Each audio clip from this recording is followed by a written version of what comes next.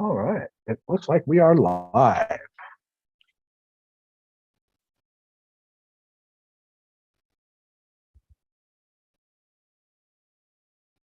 Well, I decided to do something like I did last year, where I did like anniversary albums, 50th and so forth, down to I'm thinking maybe to the 20th anniversaries. And we're going to start off with 1973 this time around. And later on, we'll hit other years in the coming months. And I scaled it down to five because I know if we had chosen more than five, we would be here all day and all night.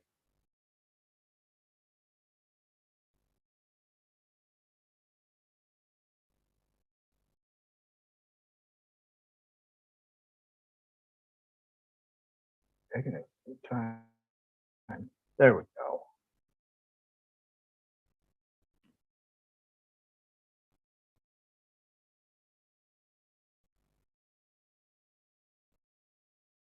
All right. So I'm going to start off, and we spoke off camera, so to speak, that we all have the same one of the same albums, and uh, it's a classic here, Black Sabbath, Sabbath, Sabbath Bloody Sabbath.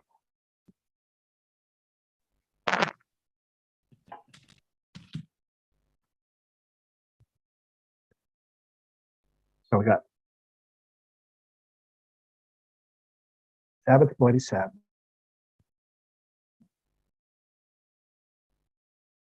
And I came late into the game when it comes to the band. I mean, very late, like in the mid 90s. And What?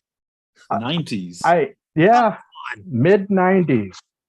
When my friend took me to see them with Motorhead. Yeah. Good friend. And yeah, and that was the loudest concert I ever been to. Nothing has been as loud as that one. So I just started diving into all the albums, and I got that. A few years ago, they put out that box set where they had all these albums in a digipack type of thing. And so it's like all of the basically all the Ozzy years. And this one and the one that follows are my favorite of Ozzy. I don't know what it is about it. It's just that has some. I mean, they still had that doom gloom sound, but they were kind of experimented with, a little bit longer forms and adding in synthesizers, for that "Who Are You?" That was Well, that's that the was a one with Rick wild. Wakeman on. That's the album with Rick Wakeman on. So that's the prog connection on Sabbath Bloody. Yeah, exactly. And there's also, because of the covers, one of the most controversial albums of their career. Yeah. Because it just and people don't understand, they weren't devil worshiping. They were just shock value, just like a horror movie. They were basically a musical horror movie. And but a little bit more than that in a way. But this from start to finish. I mean, it has a lot of classics on here. It's one of those albums that you just, when you start it, you listen to it all the way to the end, without.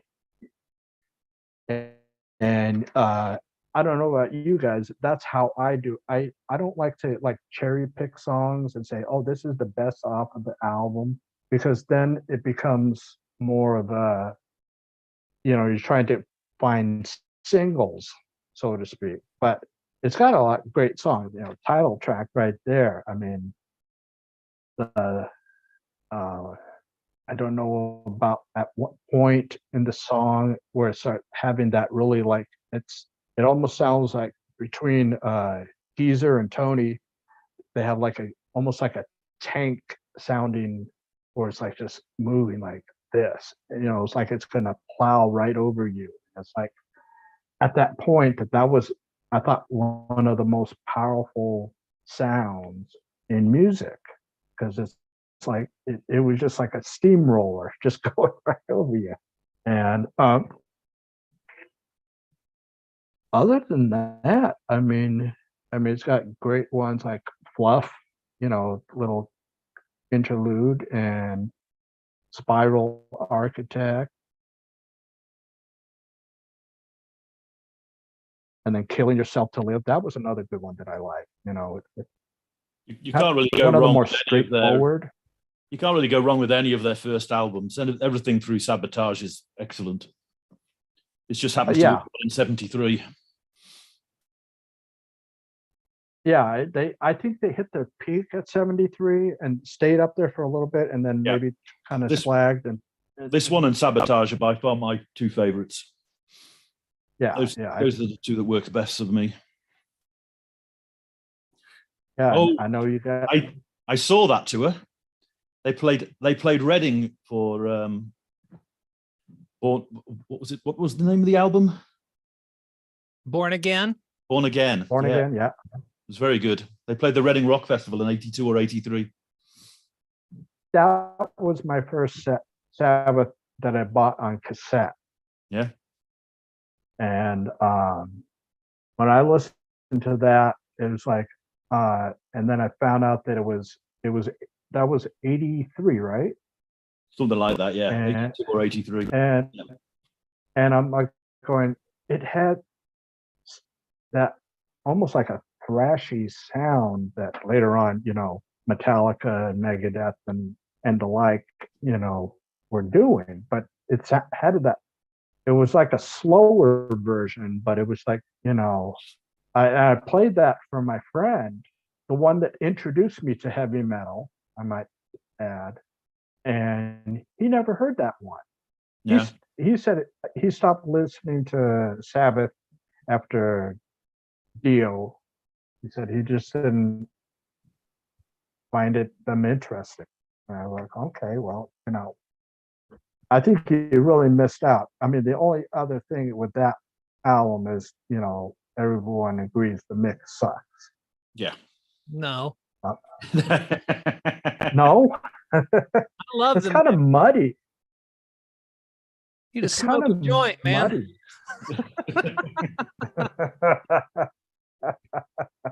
It just sounds like it's But- recorded in a castle or something. It just sounds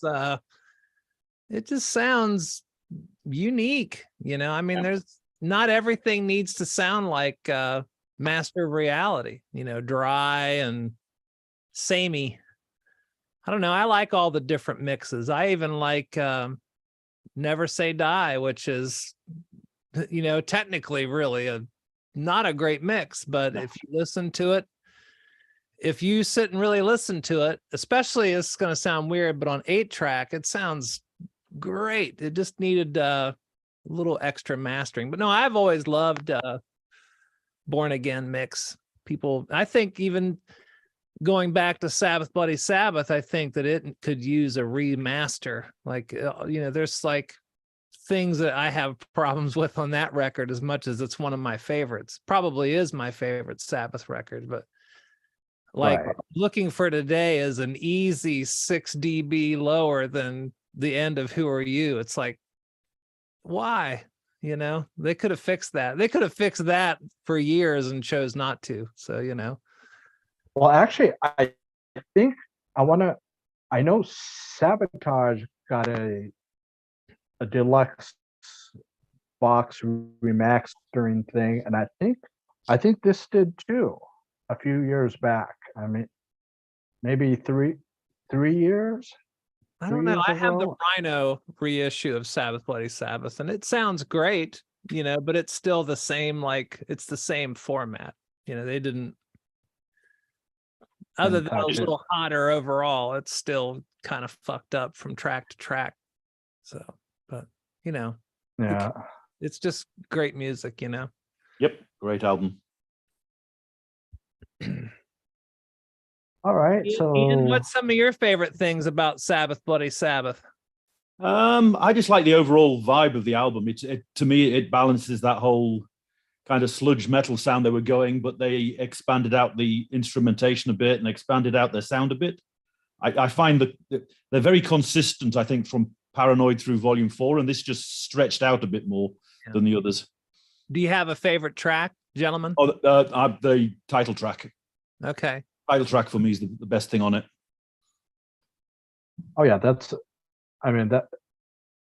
like I was saying, it just feels like you're being stinged. The only way, that's all I can hear is when I'm listening to it on the headphones. It's like that part, I'm always waiting for that. It's like, okay, I'm ready. Bring it. It's like, bring it on, and it's like,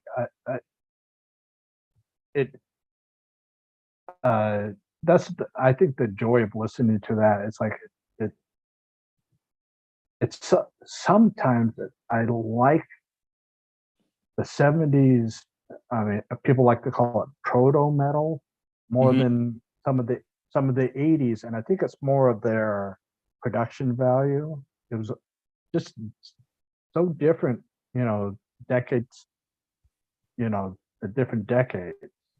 And I think it's because the 80s wanted to have that big drum sound, where they're no longer doing a lot of fills. They're just basically, snare, Too many bass producers drum. got involved, Too many producers. Too many Yeah, producers fucked They it all become up. producers' albums, didn't they? You're right. For a lot Yep. of, not Yeah, a just lot heavy of them. metal, but rock music as well. Just got, Yeah, hell, look at Def Leppard. Their first couple they're records the are classic one, aren't they? They're the great, classic and then all of a example. sudden a producer gets a hold of them and just destroys them. From record to record. It's awful to see it, but Oh yeah. the way it is. Now there's, not even really any bands anymore at this point. Not that I'm aware of, I'm sure there are, but nothing of this, No. nothing like Caliber. what we're talking about from 73, Oh, So what about you, Lisa? What is your favorite track? On Sabbath Bloody Sabbath. Oh, it's very easy for me. And that's A National Acrobat. I mean, I really love Killing Yourself to Live because of the lyrics. It's something that I feel like that lyric is really remarkable. But I mean, A National Acrobat, I think, might be one of their best songs they've ever written. And I think, Ozzy Osbourne never gets the credit he deserves for his vocals on that album. Because I love everybody that came and went through Black Sabbath, and as well as in the 1970s. And I know live it was hit and miss, but you know what? Nobody else recorded that vocal, and it's a remarkable vocal, and Geezer's lyrics are fantastic. What a wild lyric that is, Oh yeah. I mean, that's the one thing with his lyrics. I mean, they just they're not just the basic, things. I mean, even if he takes a basic topic, he can just elaborate on it and make it something much more than what it is. And it's like, I mean, all sorts of topics they got going on, and it's like some of them controversial, because people, obviously, the name Black Sabbath, they don't get where they took it from. They didn't take it from the Satanic Church. They took it from that Italian horror movie. They wanted to do that Italian horror movie, but through music. They wanted to shock people, just like horror movies do. And I think they shocked some people a little bit too much, because they Yeah, but it was great especially, for the you rest know, of us street people who wanted you to think that we worshiped Satan. right. It was great. It was easy back then. Now you got to really work hard to get people to believe it now.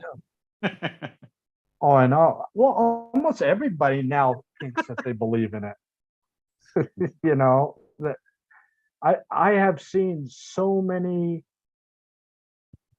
videos on YouTube here that they're people are trying to look satanic and they're wearing satanic clothing, and I don't know if they really know what they're wearing, because Just a fashion I think statement, it's more, yeah, it's being fashionable. Mhm. They're taking something that, you know, that means something, and then they're turning into a fashion state. And but you know, that's my first choice, and it looks like it's both of yours first choice as well. And Second on my list of albums. Comes at number 2 on my top 5. oh, okay, so what's your first one? First for me, Lark's Tongues and Aspic, King Crimson. This was their lineup. When they broke down the band completely, and Fripp basically brought in John Wetton from Family, Bill Bruford from Yes, Jamie Muir on percussion, and Cross on violin. It's my favorite lineup of them in terms of the lineup of the band, and it was a revelation when I heard it for the first time back in the 80s. It was like I'd never heard anything like that album. To me, they've gone through all sorts of different lineups and different sounds throughout their career. That 3-album set they did in the 70s is just an absolute monstrous line of albums, and to me, this is the strongest of the 3 of them. Right. I that's another one of my choices, but I'll let you know about that a little later. And Lisa, what's your number one? Well, my number one out of the list was Black Sabbath for sure. Okay. You know, I would say, a close second would be, honestly, probably Oregon, Distant Hills, because of the time that I first heard it, which was, I think I was 9 years old. Wow.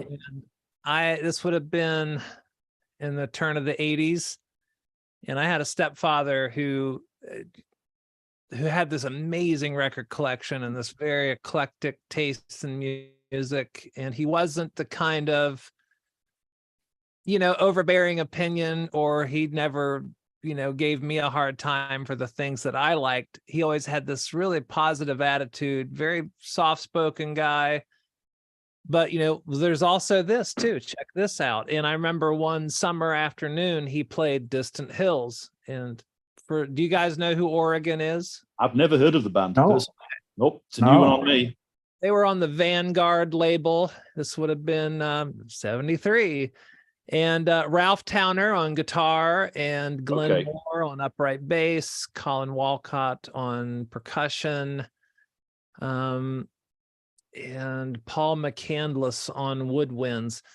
And they were an early sort of acoustic fusion of things, I guess. And there's a piece on there that I highly urge, anyone that's watching this and interested in it. There's a piece on there called Song for a Friend, which is just a duet between Ralph Towner and Glenn Moore. So it's just classical guitar and upright bass. And I'll just never forget the first time ever hearing that. I just never even heard anything that sounded like that or made me feel like that. I felt like I was part of a musical conversation.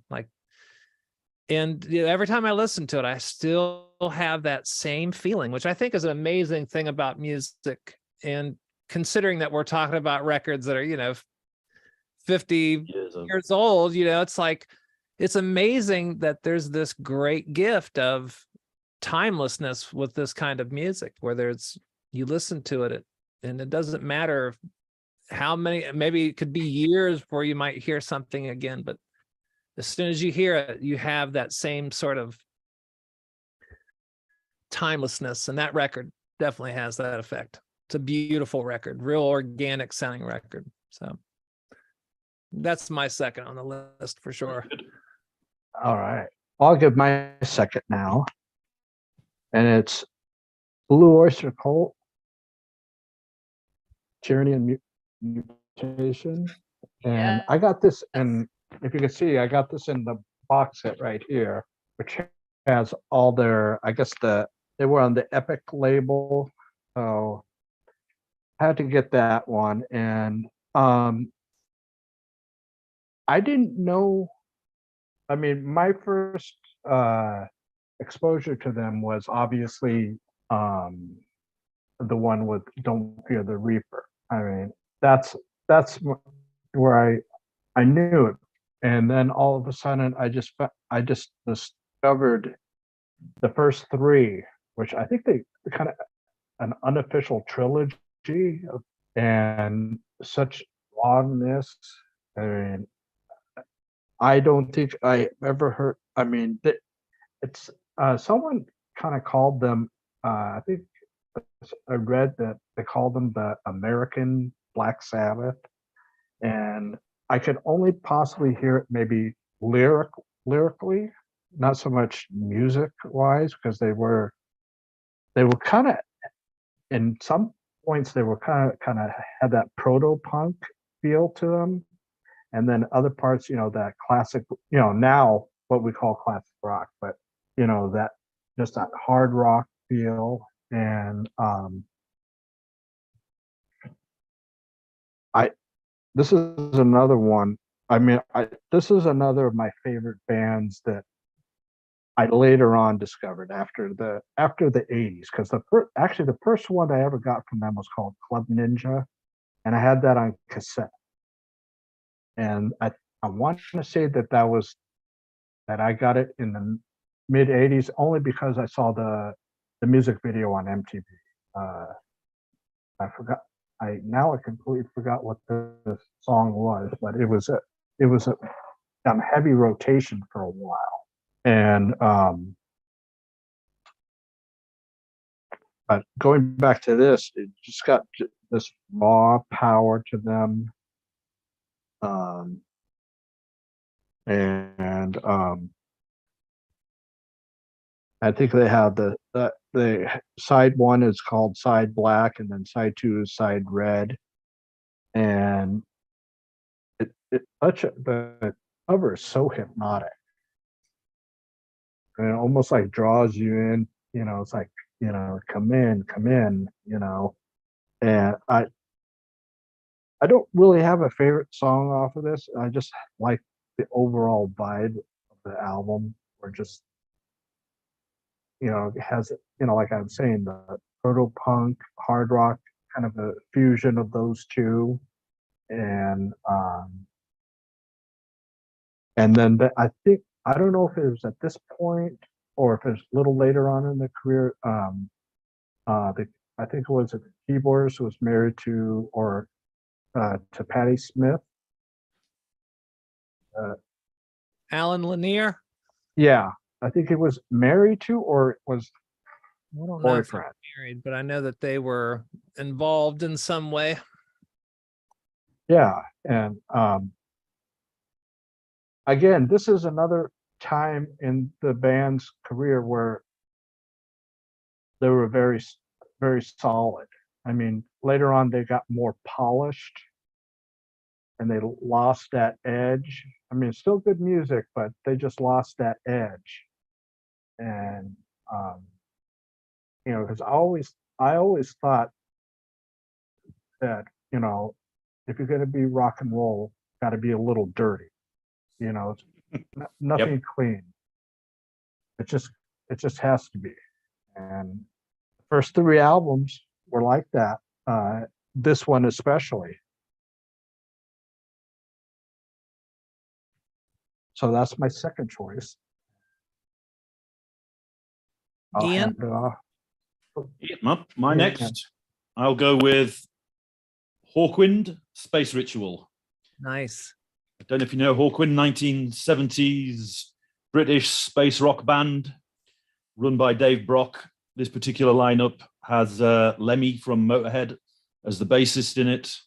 Double album, recorded live on their 1972 Do Re Mi tour. To me, it's one of the greatest live albums of all time, and it pretty much encapsulates the sound of the band. They've got everything going on in this. It's very spacey, very psych, lots of hard edge on it. It's to me, it's pretty much a perfect live album. If you get all of the early material on here. It's a great one. I got the privilege to do a couple of shows with them. Oh yeah, years back. Yeah, it was nice. I didn't see them until the 80s. The Choose Your Mask tour was the first time I saw them. Nick Turner was in the band at that time. I had a roommate in college who was a huge Hawkwind fan, and he pretty much turned me on to all of that stuff, all of their stuff. I love them. They're great. I like many of their eras too. I think that they were always interesting in some form or another. I like the early albums particularly, and then through the Bob Calvert albums, the Quark, Strangers and Charm type of era, that particular block of albums is very strong. Agreed. Absolutely.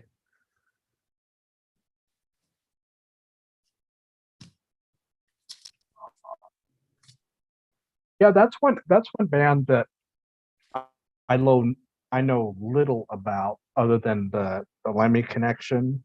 Mm-hmm. And been meaning for years to get into them. I just never know why I did it. And great band, Warrior on the Edge of Time for me. That record. That one, Hall of the Mountain Grill, Do Re Mi. Yeah, those all that range of albums are perfect. You can't go wrong with any of those albums. The live album's a good place to start with. That Space Ritual will give you a good idea of who they are. But I've seen Hawkwind, you know. They're kind of like a garage band who stayed pretty much a garage band their whole career. I think they're still out touring now. Wouldn't be surprised. Yep.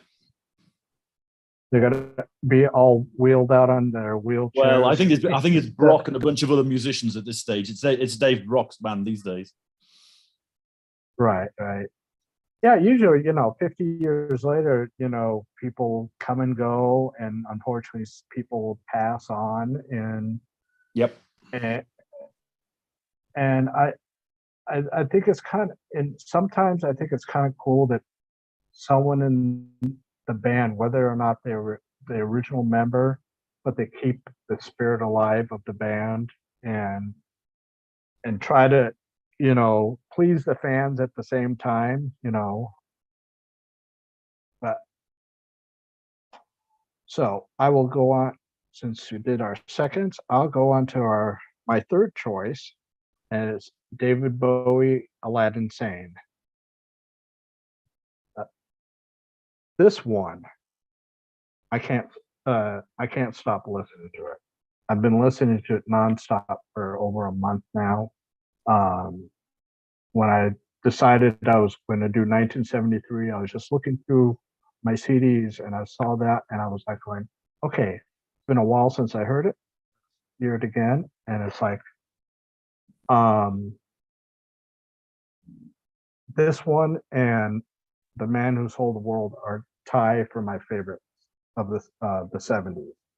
The 70s album. This one is a lot more eclectic sounding. He went away from that glam rock of, from Ziggy Stardust, and kind of went into a slightly different direction. And I just love the play on words, Aladdin Sane. Mm-hmm. My favorite track off this one is Aladdin Sane. And especially when it goes into that dissonant piano part towards the end of it, and it's almost like, and that one and Cracked Actor are the ones for me that I love off this. It just I just feel like you get drawn into his world, and you get this. It's almost like you're getting a chance to see through his eyes what he thought of the world at that time and what was going on for him. And I mean, a timeless musician. I mean, singer. He just, I mean, everything that I bought from him, I enjoyed. Even some of the stuff that came out in the 2000s that I heard people go, oh, like Reality and Heathen. Some people don't like those, and it's like, I mean, I enjoyed. I mean, I don't enjoy them as much as the '70s stuff because there was just something with the '70s albums that just he lost that, and I think he tried to regain that feel, and it didn't last that long with Tin Machine. He tried to get that feeling back, and it's like, I mean, did 2 albums and done, and it's like I was always wanted him to do some more with that, but unfortunately now we're not going to get that. But he left a great legacy of music, you know, everything, different styles. So, you can pick which ones you like the most, but that's my third entry into it, and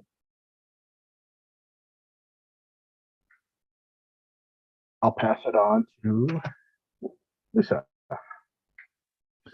I would say Genesis Live.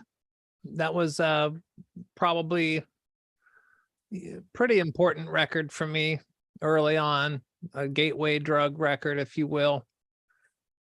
I remember hearing that record really young, like 7 years old. It really blew my mind. Like, just had no idea even what it was. Right. But the cover looked interesting, and so I put it on, and it almost frightened me. It seemed there was so much like apparition to it.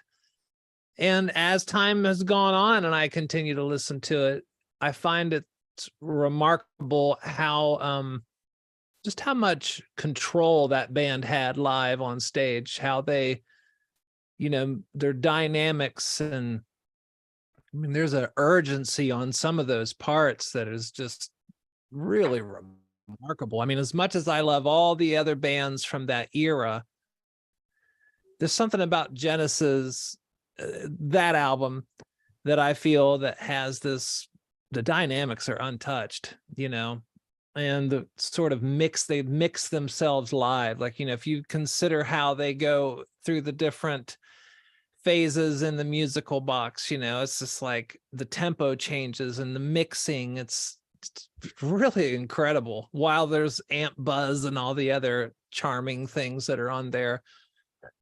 The other thing I love is, God, when you listen to how fucking heavy the knife is. Yeah.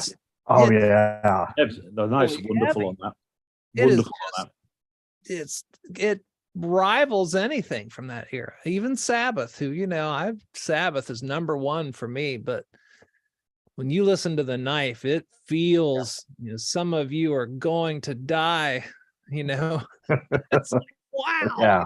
Hearing that for the first time, it was like, it was really moving, and all the Mellotron stuff is just so haunting and beautiful. And they were just great, man. Great band. Really a special band. I mean, I'm a huge fan of most everything from that era. Uriah Heep, Zeppelin, King Crimson, Captain Beyond, on and on. But Genesis Live, I feel no other band captured that kind of performance on a live record, really.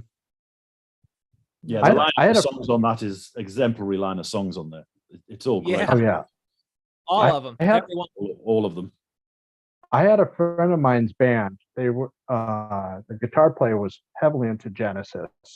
The drummer did not like anything progressive rock. So they started playing the knife, and it was almost like, I mean, just imagine a 90s band playing that, and a three-piece, mind you, no keyboards or anything like that. It was just guitar, bass, drums, how heavy it sounded. And then the guitar player who also sang did the biggest mistake he could do is say who it was by. And I hit him on the arm and I said, "You asshole. You should have just lied and said it's something you made up, so because they sounded great." And it was just like a dirtier sounding version of it. And I mean, but the first time I heard that song, I was like you were saying, when that, you were going to die. And it's like all of a sudden it's like my eyes were wide open. It's like, holy shit, what am Yeah. I mean, what did I get myself into right here? Sometimes Gabriel sounds like he still has that thing. He has that sort of like celestial channel of musical possession. And that album is a great, God, listen to the way he sings the end of Musical Box on there. It's just like, or his performance on Return of the Giant Hogweed. He's nuts. That guy was nuts. And, definitely my 70s crush. Wasn't that at the time where he shaved like this part of his head? I guess I heard it. He did that because he wanted to have more of a head. More of a face. Yeah, who knows? They were edgy then. Definitely edgy then. Yeah. The Knife and Hogweed were the first two Genesis tracks I ever heard. Somebody put them on a mixtape when I was 15 or 16. It was like, I was all about AC/DC and Black Sabbath and Motorhead in those days. But yeah, that was pretty much wow for the Knife. And then you hear him on songs like Looking for Someone, and he sounds like he sounds like Otis Redding or something. He's just got that, blue-eyed soul to him that not a lot of singers have that authentically. He is a special cat. He's definitely a musician that I've never got to meet. That he's very special, and even with all the changes that he's done in his career over the years, he's always been authentic and he never gave a shit what anybody thought about his choices of change and development. If you've never seen that concert of him, was it the Blood Art Orchestra? Not from too long ago, maybe 6 or 7 years. It is his version of San Jacinto on there is, again, he's got that thing where it's like, is this guy possessed or something? Has he got some intel that we don't know about? And it's not necessarily like it's an intriguing dark to his artistry. It's not it's not the sort of generic dark that comes from all the stuff that I like, the Sabbath and the Slayer and the like. He has something that's more beautifully complex, Right. Yeah, I love Gabriel. Kind of like a beautiful darkness. Yeah, very, very much so. Yeah, that's one thing that I enjoyed from him, and even his solo career, he still had that beautiful darkness, but it was he did it slightly different. I guess he just didn't want to remain the same as he was in the previous album. And I like that in artists when they do something a little different each time to basically make their fans think. And you're not getting the same rehash stuff over and over again. That to Nothing me, wrong with that I mean, AC/DC did it with oh yeah, well they're the kings of that. Yeah. There's no other band. that's their specialty and their how do you say, their niche in the world of music. They're perfect. They're a great band. They're a great band, AC/DC. They do what they do, but they do it great. Yeah, that's the truth. I mean,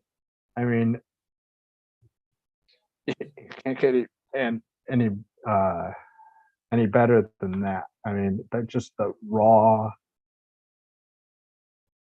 high energy rock, you know.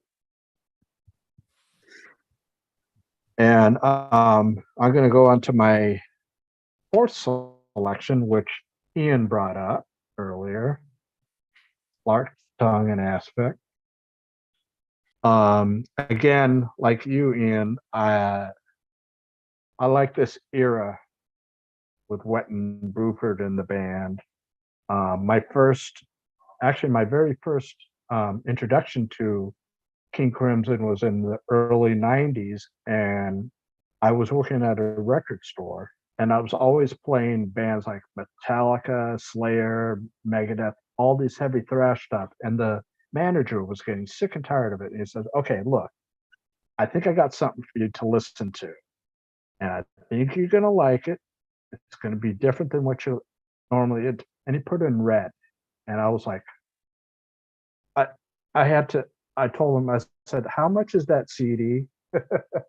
I needed to have that. And then when I got the other two from that era, it was like, to me, those, like, I know a lot of people like the 80s trio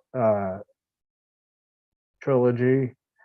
This is my trilogy of the band, and I always go to this one. And at one time I had that Great Deceiver box set, but I stopped loaning things out to people because they never get returned. Don't lend them out. Yeah, King Crimson are that band where I just keep buying more live stuff from them. I've got 30 something albums by them because pretty much every live album is different from the studio stuff. Oh yeah, that era is phenomenal for the improvs. Oh yeah, and it's just perfect. I mean, instrumentally, and then the vocals. I mean, having John Wetton's voice in that mix. I mean, I have to say, he is one of my most favorite musical heroes in music. You know, in the whole spectrum of any kind of genre. I mean, just something about his voice and his bass playing. It's like two different sides of him. The voice is very melodic, and then his bass playing just comes in like a monster. I mean, it's like I guess you could maybe say Beauty and the Beast. Yep. Great album. Yeah. I mean, Easy Money, Exiles, part 1 and 2 of Lark's Tongue. And I like this version of it. I think it's the 40th anniversary where they had the extra DVD with the surround mix and everything. That sounds phenomenal. You put it in your Blu-ray player, and it's all of a sudden, it's almost kind of the way I feel. It's almost going from like a 2-channel to multi-channel. It's just all of a sudden you're being completely immersed in their sound. And this is one this one, then Genesis are how I kind of rank them, but they're very close. I mean, it's not like a 1 and a 2. It's like a 1 and 1 1/4. And that's my fourth one. Now, your turn, Lisa. What do you have, Ian? Sorry. I haven't got an album because I've only got it digitally or on other formats, but I'm going with Henry Cow, Oh, legend. So a Canterbury avant-garde band formed. That was their debut album, came out in 73. They only ever released 4 albums, and they're all radically different. They're one of the founders of the rock and opposition movement, and I'm heavily into all of that avant-garde scene. I'm into a lot of that type of music. This one's a bit more Canterbury than avant-garde on their first one, but yeah, came out of Cambridge with a pretty radically new sound, and there's not a duff track on that for me. It's an absolutely gorgeous album. do you like Khan as well? Can or Khan? Khan, That one? Kahn, Space Shanty. Oh yes, yeah, absolutely. Yes. Yeah. Great album. Yeah, Hillage and who else is on that? Dave Stewart, Mm-hmm. I think, is on that album. Yeah, that whole early Canterbury scene. I'm all over that early Canterbury scene. Me too. Sandy Denny. I love all that stuff. Yeah, Hatfield, all those guys. Love all of that stuff. Yeah, Henry Cow went a lot more avant-garde after that particular album, but yeah, and merged with Slap Happy and did albums with Dagmar on them. It's a very interesting band. Everything they do is a bit different and out there. Wish they'd gone on a bit further than like 79 when their last album came out. Awesome. All right. So what about you, Lisa? What's your number 4? Honestly, I love the first Aerosmith album. So I'm probably outnumbered here, but I think it's a brilliant record. And I think it's a absolutely raw record. You know, it's there's some things about it that I think is really special, in the fact that for the time and the fact that it's the kind of rock band that it is. If you're really into listening to it, they use a lot of polychords where, you know, one guitar player is playing one chord and another guitar player is playing another chord, and they make these really interesting and stereophonic, I don't know, just this effect to it, I think is really killer. And yeah, I mean, that was my first live experience when I was young, as I got to see an Aerosmith sound check. It wasn't even really the concert itself. It was just a sound check. This was before they were really known, and huge impact. So I love those early first 4 or 5 Aerosmith records, but that one I think is great. I mean, Moving Out, and God, the riffs on Make It are just that's a great example of just these polychords and almost proto metal. But then there's a song on there called A One-Way Street that's just like, it's killer blues, jazz chords, and, you know, not what you would expect from a sophomore, you know, release. You know, those guys were very, very seasoned musicians when they started, you know, which is not something that you hear now. I mean, even if there is a good, young, promising band, it's usually tweaked and tucked and fixed in a computer before you have a chance to even hear who the fuck they might actually be. Yep. Right. So an album like the first Aerosmith, I know everybody's sick of hearing about them now, but like, that's a great record. And they had a lot of promise on that first record, for sure. Yeah, had a lot of rawness, you know, that, you know, they go back to like what I was saying earlier about Blue Oyster Cult. It was a dirty sound, and like some of the tones are awful, totally awfulsome. You know, that's what you like. That's what I like. Shitty. Yeah, you want some shitty sound. Fucking shitty amp turned up. It sounds great. You know, I mean, that's what I think is missing from. Too clean.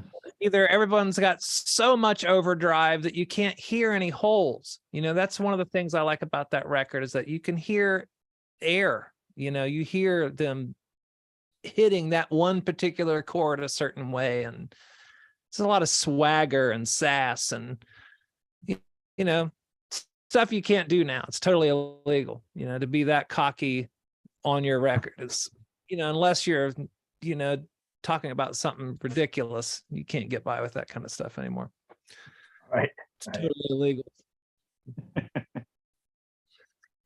All right. I like that. And my last choice is the debut from Queen. Ah, I I got into them in the early '80s with that Queen Greatest Hits cassette. everybody has. I just yeah, and I think I want to say I went through at least 3 copies because it just wore it down to the point where it just, I think 2 of the times it snapped completely, and then another time it crinkled up. And then when the CDs came out, you know, I got started getting them, and I went backwards. You know, I started from around the '80s. You know, there was the Game, and I just went backwards and listened to it. And then when I got to the first 4, it was like those, to me, those are the best. And it was like you knew from this album the direction they were going, and you know, it's a lot of like hints of what was to come.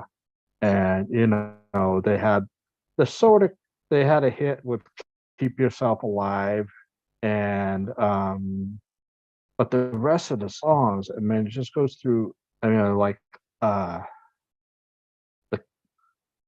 Great King Rat and My Fairy King, excuse me, My Fairy King. It was like those, I mean, it was just they were both fantastical lyrics, and you felt like you were being transported to some, you know, fantasy world, you know. And Freddie's voice back then was just so, I mean, it was great on the rest of the career, but right there, it was just the youthfulness in his voice. You know, he didn't get that grit just yet. I mean, he had that soft voice there. And this is another one that I play to death on CD, and this is like the second time I got the CD. I got those. They did a 40th anniversary.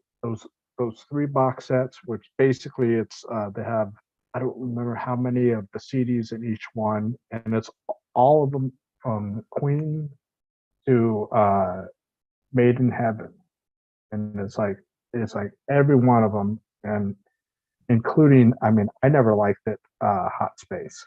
I never liked it.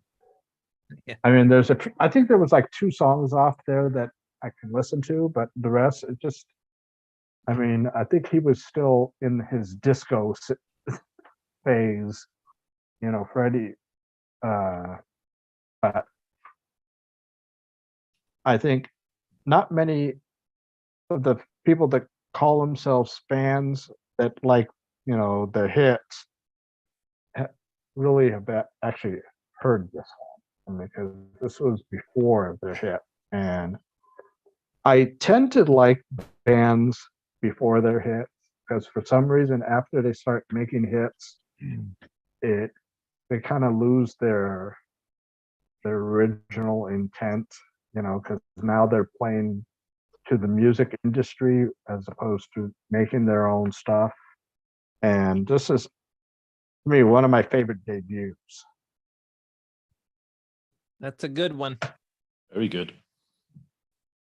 We sure missed that Freddie, though. Tell you what. Yes. Oh yeah. Yep. Yeah. I never got to see them, and I regret it so much. I mean, but when I became a fan of theirs, they weren't really touring in America, and I I don't really think. I mean, they did in the '70s. They toured, America. I But saw them in the honestly, I saw them in the 80s in the UK. They played a stadium tour, so I saw them in St James's Park in Newcastle, sitting on the turf on the field watching them. They were outstanding, Oh, outstanding live. I bet. Jealous. Very good band. oh yeah, even if you can, I mean, I always have this thought of, if I had a time machine, I think I'd like to go to see them either at the Rainbow in '74 or Live Aid. One of the two, or both, You got a be time machine, greedy why and see not? them both. Hopefully not screw up the timeline.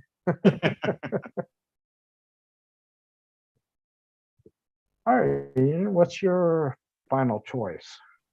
My final choice, I showed you a glimpse of it before. Can, Future Days. I'm a big fan of the whole German cosmic psych scene in the 70s, the Amundel 2, these guys, Agitation Free. I love all of those bands were way out there. And this is probably one of my 2 or 3 favorites of albums from that era. It got a bit more musical than their first albums out there, but it's pretty much stone cold classics all the way through. All of the tracks on the album, and the side 2, Bel Air, one piece, the whole side. It's just a psych outstanding track. I just get zoned in whenever I put this album on. I just close my eyes and go with it. It's a beautiful album. Agreed. Love all those picks. And what about you, Lisa? What's your final pick? My final will be Chick Corea and Gary Burton's Crystal Silence. ECM records, just piano and vibraphone, and it's just one of those transportive records for me, especially when you don't want something that's, heavy or noisy or whatever, to something that's sort of, I don't want to say introspective, but maybe a little bit. There's just a sensitivity to those two guys and the way that they played together. And gosh, I mean, I'm a huge fan of both of them. I mean, Chick Corea to me was probably one of the biggest musical inspirations to me as a musician. Not just his music, but I grew up reading a lot of amazing interviews with him, and just his attitude about accessing things as a musician, honing your craft and just becoming a very well-rounded, mature musician. I really took a lot of notes from Chick, and never got to meet Chick, sadly, but did get to see him in concert.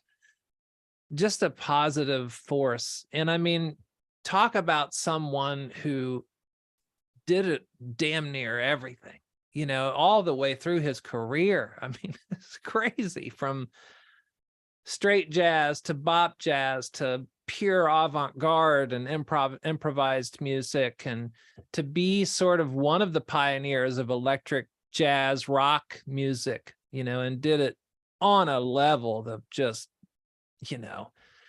I mean, as much as I love all of the prog rock stuff, even you could ask any of those prog rock guys and they'll tell you, well, sure, it'd be nice to be able to do it to that level. You just had to come from that work ethic, and Chick was one of those cats that he never, the word no really wasn't in his dictionary. And all the way through the 80s, he changed, and the 90s, he changed again.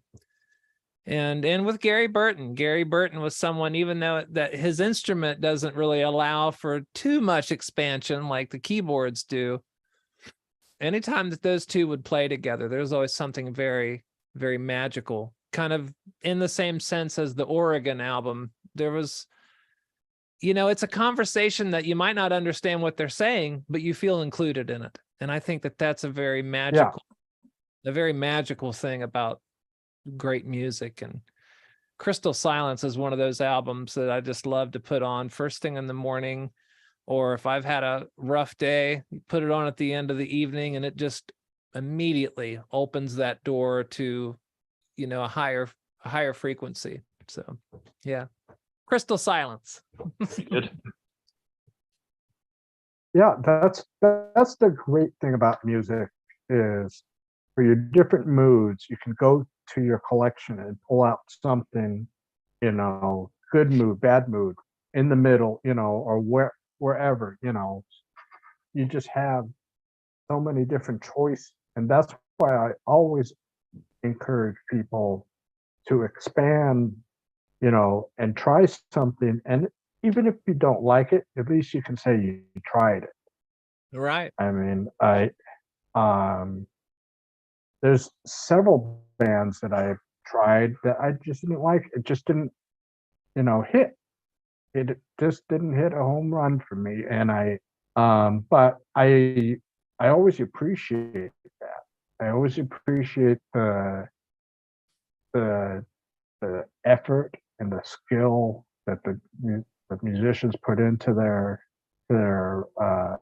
craft. And I think I'm a little more open to music now at, you know, in my Oh yeah.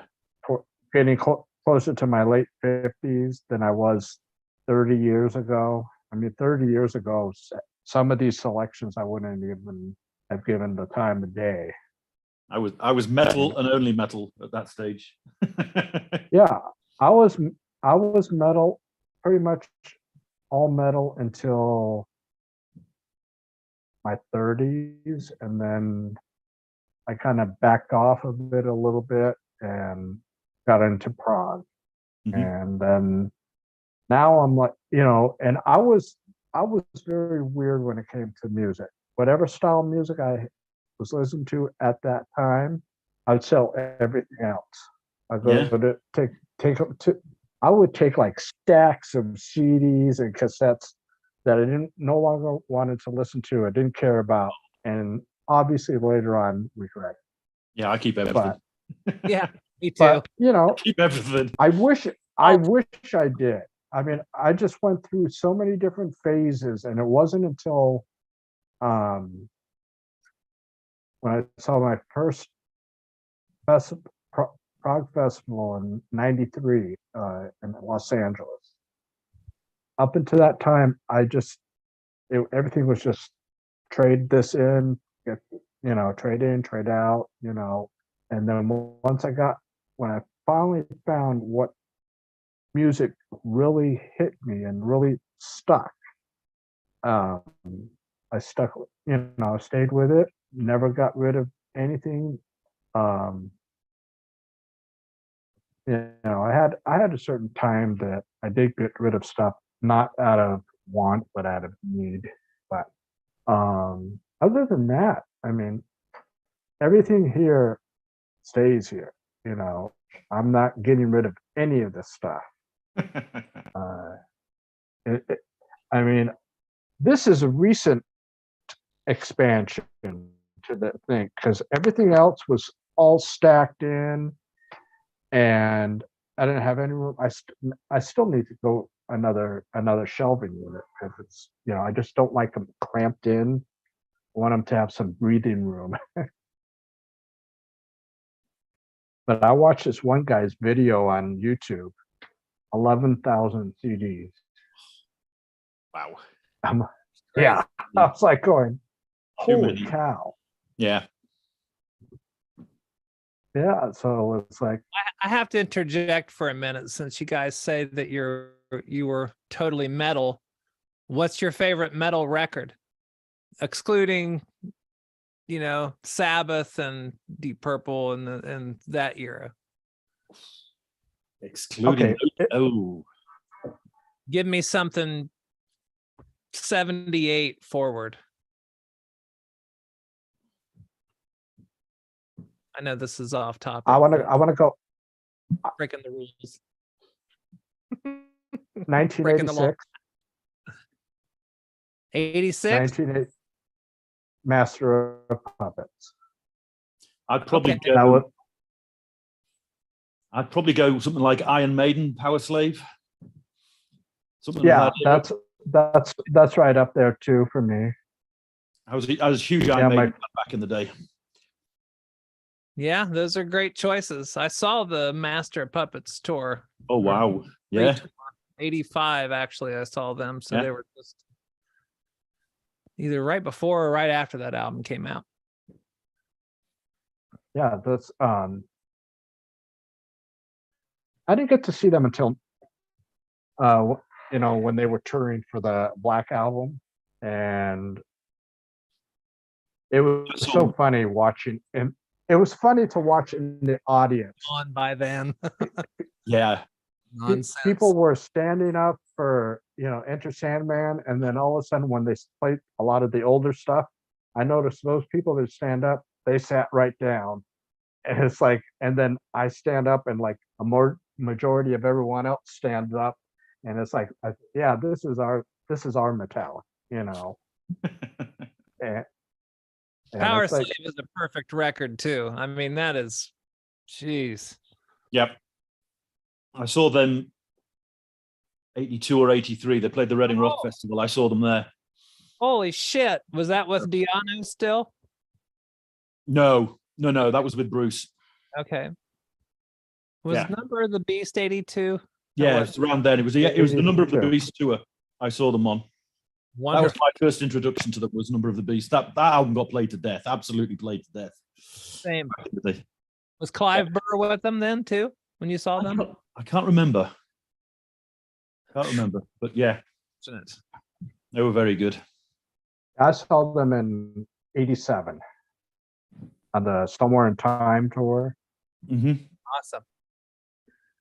Yeah, sadly, I never got to see that. them. Was actually for Seventh Son tour, and my Oldsmobile broke down on the way there. Oh, so never made it. Never made it. Oh, yeah.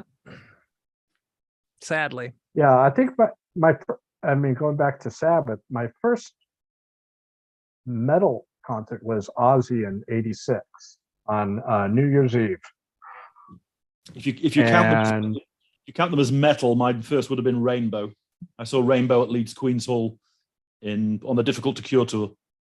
Wowzers. That's amazing. That was a fantastic gig. Well, that was packed, all standing, crushed together, the whole thing bouncing. Yeah, my first metal concert was Judas Priest in '79. Wow, they're one of the loudest bands I ever saw. Wowzers. And then Ozzy Osbourne and UFO in '81. Oh, nice. Yeah, UFO good band. Big UFO fan. Oh, me too. Both They've done one of the best live albums ever released, was the Strangers in the Night album. Yep, agreed. Yeah. Yeah, the only thing, that Ozzy tour, that concert, that I remembered about it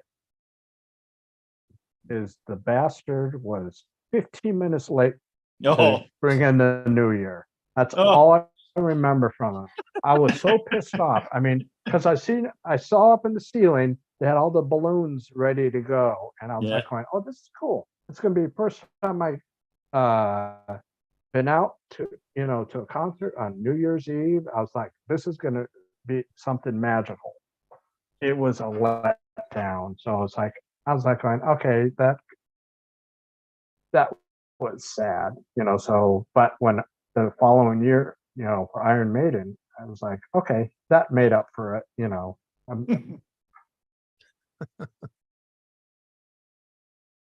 Very good. Well, looks like we got quite a big selection of stuff, for people out there if they haven't heard the stuff, or they don't have it in their collection, and if it sounds interesting, I mean, seek out some samples, and if it's great to your ear, if our words convinced you and you just needed to hear for yourself to put it over the top, yeah, I think you'll be very happy. Your ears will be very happy. if you get any one of our selections, you know. Of course, the Black Sabbath. Got to get the Black Sabbath. You don't Everybody have- should have the Black Sabbath. Agreed. Very good. Awesome. See you later. Yeah. Thank you, gentlemen. All right. Thank you very much, guys. I'll See see you you later.